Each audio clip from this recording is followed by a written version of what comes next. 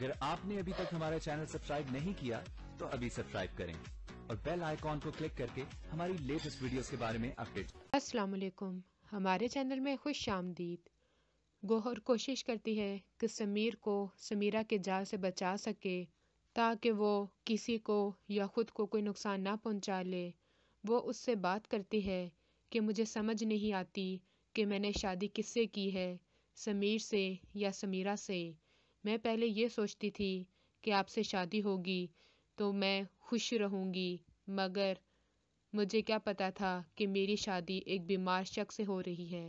ये बात सुन के समीर को गुस्सा आ जाता है कि मैं बीमार नहीं हूँ, अगर तुमने दोबारा ऐसा बोला तो जान से जाऊंगी।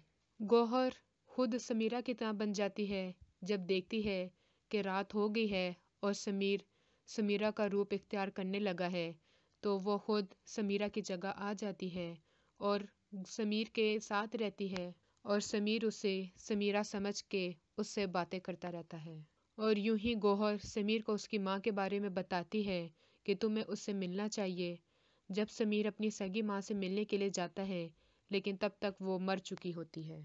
समीर बहुत रोता है और कहता है कि मैं सारी ज़िंदगी माँ के प्यार के लिए तरसता रहा और जब माँ मिली तो वो मर चुकी थी।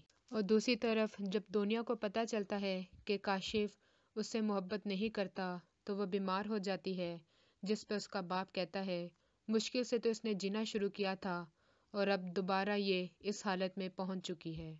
हमारी मज़ीद वीडियो को देखने के लिए हमारे चैनल को सब्सक्राइब करें, बेल आइकन को दबाना ना भूलिएगा। अगली वीडियो तक के लिए अल्लाह हाफिज़।